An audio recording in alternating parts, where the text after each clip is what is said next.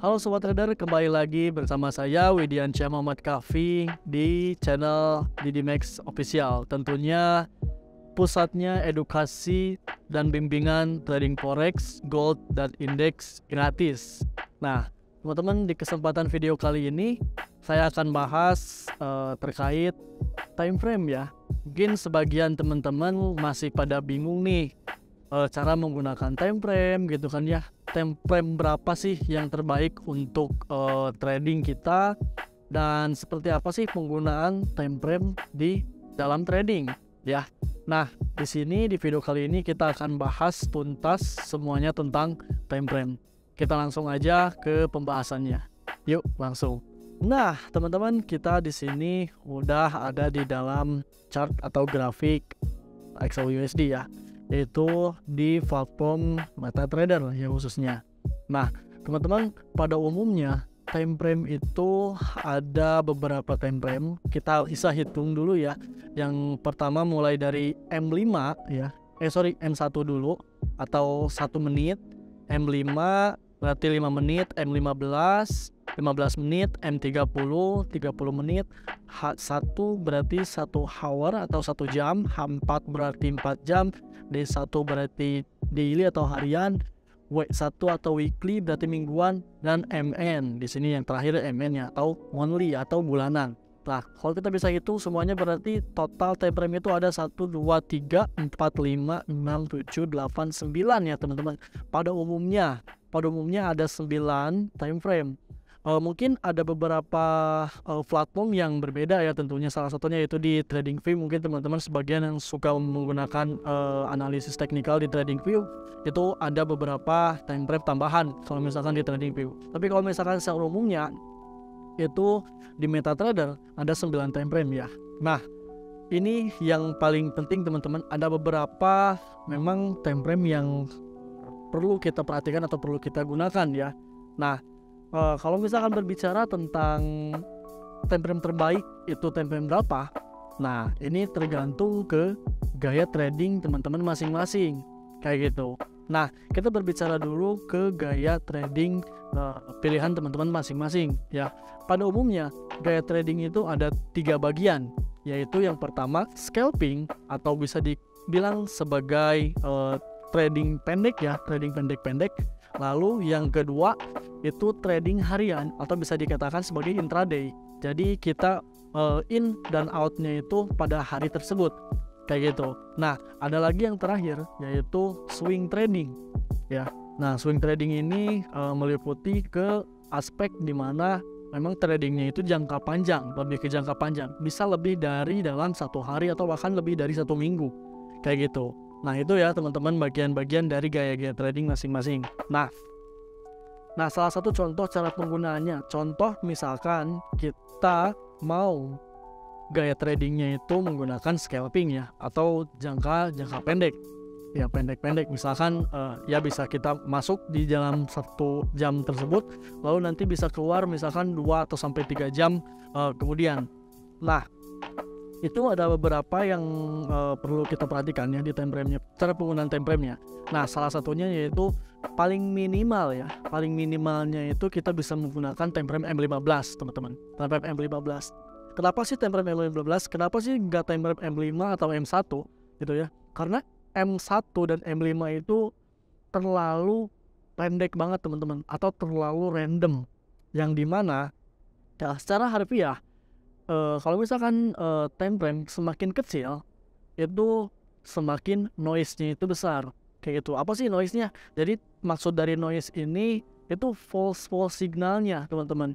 Contoh misalkan ada breakout ya. Jadi ada sebuah resisten sudah di breakout, tapi di breakout-nya itu di time frame M1 kayak gitu.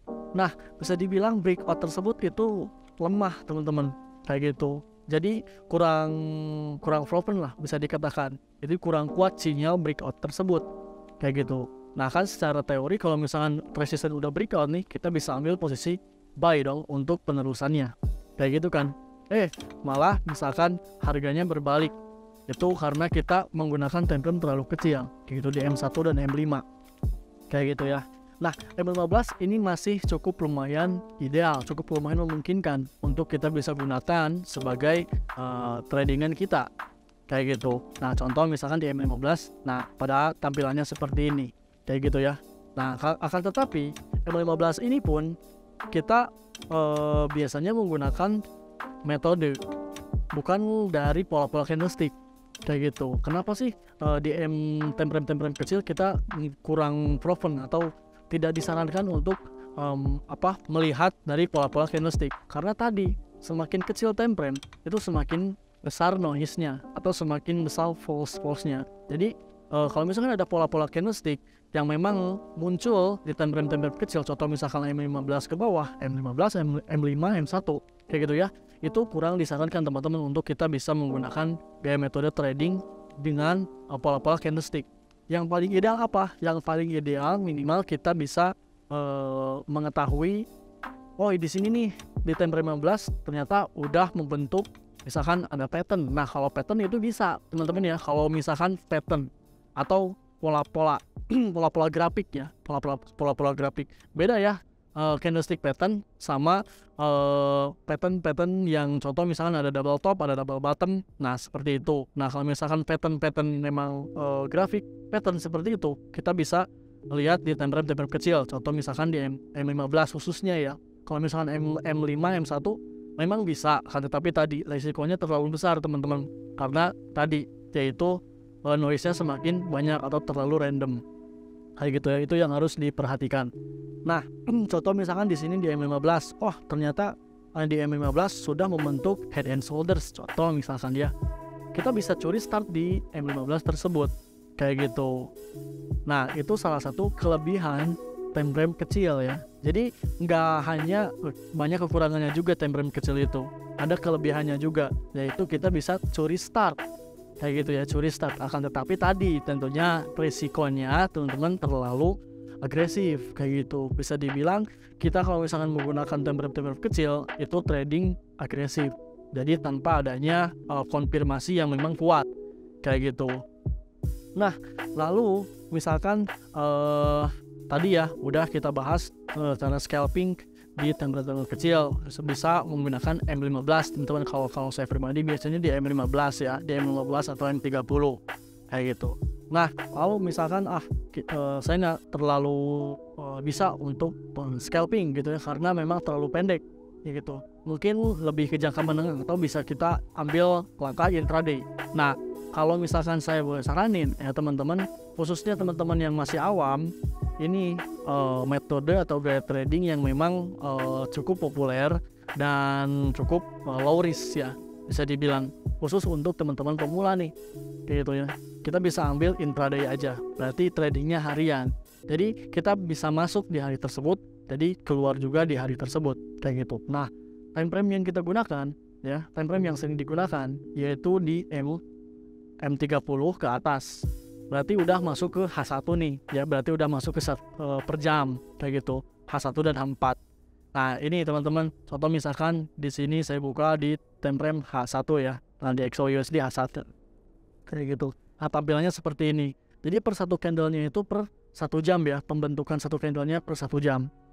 Nah, ini cukup ideal teman-teman untuk kita bisa menentukan, wah di sini udah breakout nih, atau oh di sini udah membentuk pola bearish engulfing. Nah, kalau misalkan di A1 ini bisa kita ambil untuk pola-pola yang dimana pola-pola candlestick ya, bukan pola grafik, udah tentunya udah bisa banget, kayak gitu. Ini di H1 khususnya di XAUUSD ini ya, saya menggunakan di H1, kayak gitu. Nah, jadi kalau misalkan lebih disaranin di H1 aja teman-teman, khusus untuk pemula nih, karena memang dibilang nggak terlalu pendek dan nggak terlalu panjang juga, kayak gitu. Jadi bisa dibilang lebih ideal. Nah, tambahannya teman-teman, kita bisa move ke time frame yang lebih besar, yaitu di H4 contoh misalkan. Nah, buat apa sih kita bisa multiple time frame seperti itu? Nah, kita bisa multiple time frame seperti itu untuk melihat skala yang lebih panjang, yaitu melihat skala yang lebih panjang yang tadinya kita lihat di H1, oh misalkan nih udah mentok atau udah nggak kelihatan resisten atau supportnya, ya kita bisa move ke time frame yang lebih besar, yaitu di H4. Nah kan di sini udah kelihatan nih skala besarnya ya, atau skala keseluruhannya. Di sini ternyata masih banyak area resisten atau area support kayak gitu pada hari-hari sebelumnya kayak gitu. Kalau misalkan di H1 tadi, nah di sini pembentukannya seperti ini. Nah jadi hanya area range ini. Tapi kalau misalkan di H4 ini udah terdeteksi nih ada resisten di sini, ada resisten di sini gitu. Jadi skalanya memang lebih besar. Tentunya kalau misalkan kita lebih naik lagi di daily gitu ya, ini lebih besar lagi cakupannya kayak gitu. Ini biasanya udah masuk ke gaya trading, swing trading tadi kayak gitu, atau lebih ke jangka panjang kayak gitu. Bisa menggunakan time frame daily ya, daily ke atas. Nah ini biasanya time frame daily ke atas itu untuk bukan untuk trading ya, tapi lebih ke investing teman-teman. Contoh misalkan di teman-teman di saham atau teman-teman yang suka investasi di kripto ya, itu biasanya menggunakan analisis teknikal menggunakan time frame D1 atau daily ke atas kayak gitu ya. Tetapi kalau misalkan di forex sendiri kan kita lebih ke trading gitu kan ya, jadi nggak terlalu investasi jangka panjang banget gitu ya. Jadi kita lebih ke jualan lah gitu ya, jual beli kayak gitu. Nah time frame yang digunakan itu lebih idealnya H1, H4 dan D1 kayak gitu. Kita bisa analisis di H1 dan H4 sebagai pendukung ya, bisa dibilang sebagai pendukung, dan daily sebagai penguat analisis. Kalau saya biasanya seperti ini, di dailynya saya lihat ada pola-pola candlestick misalkan ya. Nah ini tentunya lebih besar time frame-nya, lebih akurat. Kebalikannya tadi kalau misalkan semakin kecil time frame itu semakin rendah keakurasiannya, tapi semakin besar time frame itu semakin kuat keakurasiannya, ditambah semakin panjang juga reaksinya kayak gitu. Maksudnya reaksinya apa? Jadi reaksinya kita bisa ambil momentum panjang kayak gitu, momentum yang betul-betul lebar, bisa puluhan poin bahkan sampai ratusan poin kayak gitu. Itu ya teman-teman kelebihan dan kekurangan di time frame kecil ataupun di time frame rendah. Di time frame kecil ataupun di time frame besar ya gitu. Jadi secara kesimpulannya teman-teman, untuk menggunakan time frame sendiri itu untuk umum ya khususnya, atau misalkan lebih ke misalkan teman-teman masih awam nih gitu ya, saya saranin di H1, H4 dan D1 gitu teman-teman. Apalagi teman-teman mungkin sudah mengenal ya, dan kita sudah belajar juga yang dimana metode rules 3 candle itu kita hanya cukup menggunakan di H1 aja, itu kita udah bisa menganalisis pergerakan market khususnya kayak gitu. Mungkin sebagian teman-teman yang belum tahu rules dari 3 candle sendiri itu seperti apa, nah itu ada videonya teman-teman di channelnya YouTube DDMax Official. Jadi teman-teman bisa searching aja rules 3 candle, nanti ada muncul videonya, jadi teman-teman bisa simak dan semoga tentunya bisa membantu ya. Nah tetapi rules 3 candle sendiri itu pun hanya menggunakan H1 ya. Kita bisa combine juga, teman-teman bisa combine di time frame kecil untuk curi startnya kayak gitu.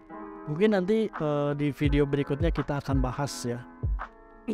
Nah itu mungkin ya teman-teman secara harfiah pada umumnya penggunaan atau cara menggunakan time frame yang baik dan benar ya.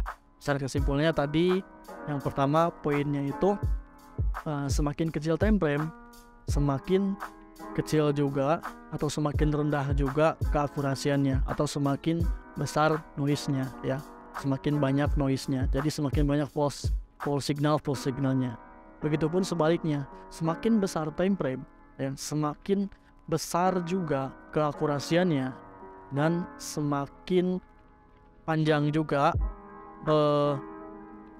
reaksinya kayak gitu. Itu ya teman-teman, mungkin untuk video kali ini semoga bermanfaat dan semoga membantu bagi teman-teman yang masih bingung ya, masih kebingungan, bisa langsung tanyakan di kolom komentar atau bisa langsung DM ya di Instagramnya Didimax Education Center boleh, atau di Didimax Official. Nanti langsung DM aja ke Instagram tersebut untuk kita bisa saling sharing dan saling diskusi. Nah, mungkin bagi teman-teman yang mau langsung belajar ya, mau langsung tatap muka di Cafe Tenaga Didimax, kita setiap Senin sampai Jumat buka dan ada standby di Cafe Tenaga Didimax. Teman-teman bisa langsung datang aja ke Jalan Garuda nomor 88 Andir, Kota Bandung.